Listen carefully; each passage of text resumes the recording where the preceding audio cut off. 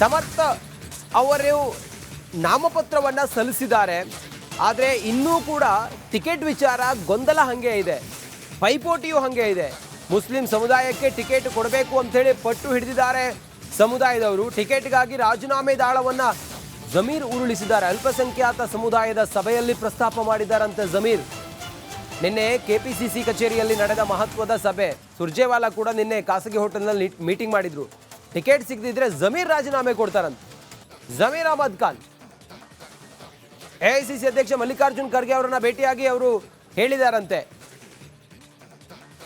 ದಾವಣಗೆರೆ ದಕ್ಷಿಣದಲ್ಲಿ ಅಲ್ಪಸಂಖ್ಯಾತರಿಗೆ ಈ ಬಾರಿ ಟಿಕೆಟ್ ಅನ್ನ ಕೊಡಬೇಕು, ಕೊಡದೆ ಹೋದ್ರೆ ನಾನು ರಾಜೀನಾಮೆ ಕೊಡ್ತೀನಿ ಅಂತೇಳಿ.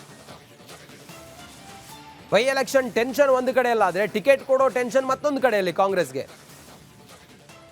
ಕಾಂಗ್ರೆಸ್ನ ಬಿಗಿ ಹಿಡಿತಾ ಇರುವಂತ ಕ್ಷೇತ್ರ ಅದು.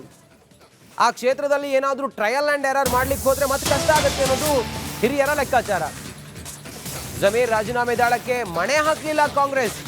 ರಾಜೀನಾಮೆ ಹೆಸರಕ್ಕೆ ಸುರ್ಜೇವಾಲಾ ಡೋಂಟ್ ಕೇರ್. ನಿನ್ನೆ ಬಂದಿದ್ರು ಸುರ್ಜೇವಾಲಾ, ನಾನು ಅಧಿಕಾರ ಕೊಡೋಕ್ಕಾಗ್ಲಿ ಕಸಿದುಕೊಳ್ಳೋದಕ್ಕಾಗ್ಲಿ ಬಂದಿಲ್ಲ, ರಾಜೀನಾಮೆ ಕೊಡುವ ಆಸಕ್ತಿ ಇದ್ದರೆ ಕೊಡಬಹುದು, ಕಾಂಗ್ರೆಸ್ ಪಕ್ಷವನ್ನ ಬ್ಲ್ಯಾಕ್ ಮೇಲ್ ಮಾಡಲು ಸಾಧ್ಯ ಇಲ್ಲ. ಸಚಿವ ಜಮೀರ್ ಅಹಮದ್ ಖಾನ್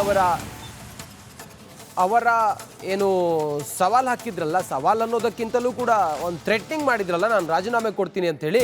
ಅದಕ್ಕೆ ಸುರ್ಜೇವಾಲಾ ಹೇಳಿರೋ ಮಾತಿದು, ನಾನು ಅಧಿಕಾರ ಕೊಡೋದಕ್ಕಾಗಲಿ ಅಥವಾ ಕಸಿದುಕೊಳ್ಳೋದಕ್ಕಾಗಲಿ ಬಂದಿಲ್ಲ, ನಿಮಗೆ ಮಂತ್ರಿ ಸ್ಥಾನ ಬೇಡ, ನೀವು ರಾಜೀನಾಮೆ ಕೊಡ್ತೀನಿ ಅನ್ನೋದಾದರೆ ಧಾರಾಳವಾಗಿ ಕೊಡ್ಬೋದು ಅಂತೇಳಿ ಸುರ್ಜೇವಾಲಾ ಹೇಳಿದ್ದಾರೆ.